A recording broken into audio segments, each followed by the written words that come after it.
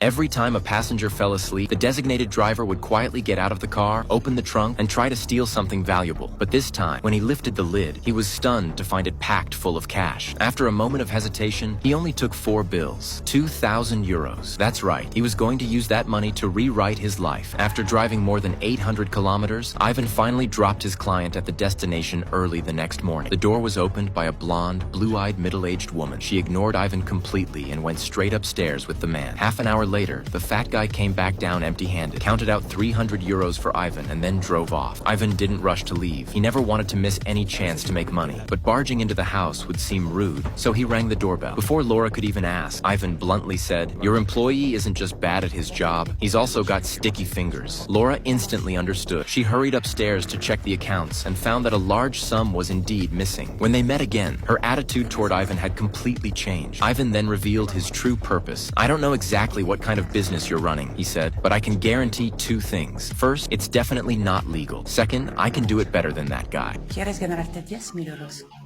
Claro.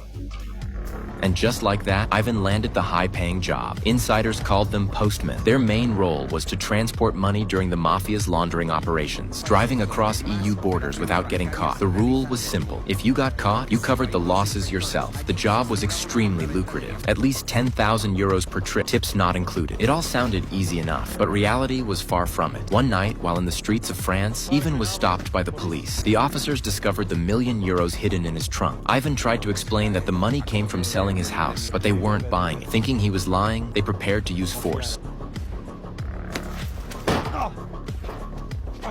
But Ivan was born for this game. Knowing they had no real evidence, he calmly pulled out his phone and threatened to call the consulate, turning the whole thing into an international incident. The officers didn't want the trouble and let him go. When Ivan reported back, he was stunned to learn that those 2 police officers were actually sent by the organization. It had been a test of his composure and resourcefulness. The boss was very pleased. Ivan not only secured a long-term deal, but also got his pay doubled. From then on, Ivan was at the top of his game. Endless money, and Laura completely under his control. But as the saying goes, you walk by the river long enough, your shoes will get wet. Not long after, Laura came to him with a tricky problem. She said a local councilman had started investigating their company and told Ivan not to look back because that man was sitting right behind them. The clues were vague. All they knew was that the councilman stayed in that hotel every Friday night. The rest was up to Ivan. He knew this could be his big break and agreed without hesitation. As Ivan was thinking over his plan, the councilman suddenly appeared on the TV, and the woman beside him wasn't the same one from the hotel. Clearly, the guy had a messy private life. That was the weak spot Ivan needed. After several days of staking out the place, Ivan finally caught his target. He planned to sneak into the man's room while he went down for dinner and plant a hidden camera, but was caught red-handed by the security guard. Luckily, the guard was just as greedy as he was. Ivan handed him 10,000 euros and smoothly carried out his plan.